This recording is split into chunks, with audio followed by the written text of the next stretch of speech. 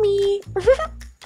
If you haven't seen my previous video, please click the link here. And as always, please subscribe.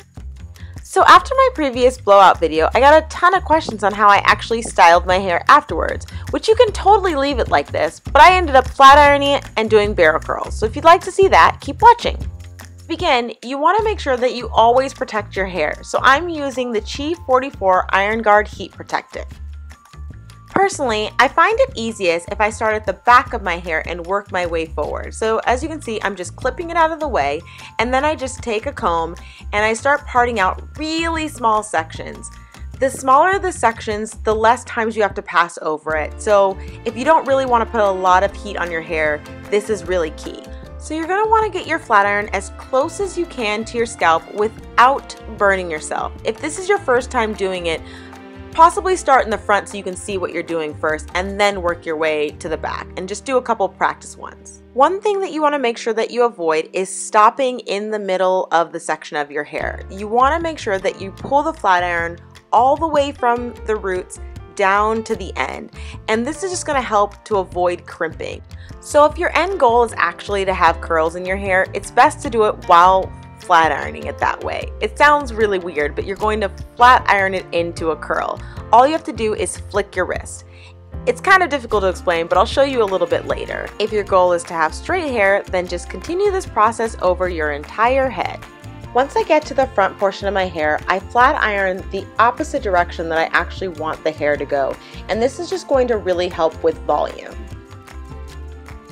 So if you're going for a straight, sleek look, then just style as usual and ignore those roots. They're a real problem. But I realized I missed my big voluminous hair, so I'm going to do barrel curls. We actually could have avoided a step, which is the flat ironing step, by just flat ironing your hair into barrel curls, if that makes any sense. I'm going to show you how to do it here.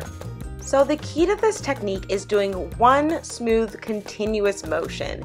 You're going to start by clamping the flat iron close at the base of your hair. Then start pulling towards the ends while twisting your wrist in a clockwise or counterclockwise motion, making sure that you do not release the flat iron at any time. This is going to make it so that you have incomplete curls. If your wrist gets into a point where you can't turn it anymore, just use your other hand to hold the flat iron close and slide down the hair at the same time.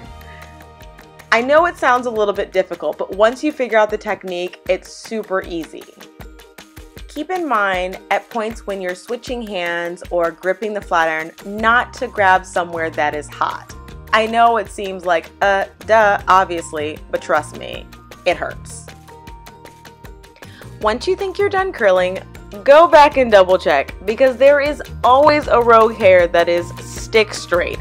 One of my tricks to making sure that my curls last a couple days is spraying them with the Dove Flexible Hold Hairspray.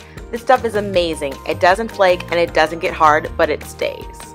Before you start doing any styling to your hair, make sure that it is completely cool, because if you do it before that, your curls will fall. I usually opt for shaking my hair out and looking like a crazy person versus using a comb or brush. It's just easier for me to use my fingers and start combing through my hair because it avoids clumping and it gives it the most amount of volume. Because I know I'm going to be putting heat on my hair, I tend to not put my oils in prior to flat ironing. So I usually do this as a last step, and that's just by usually either adding in a light oil or serum. And that's it. It's a really easy process once you figure out how to do the technique. And you have these gorgeous barrel curls for a couple of days. Once your curls start to fall, you can also pin your hair into other styles so you don't have to apply more heat to it.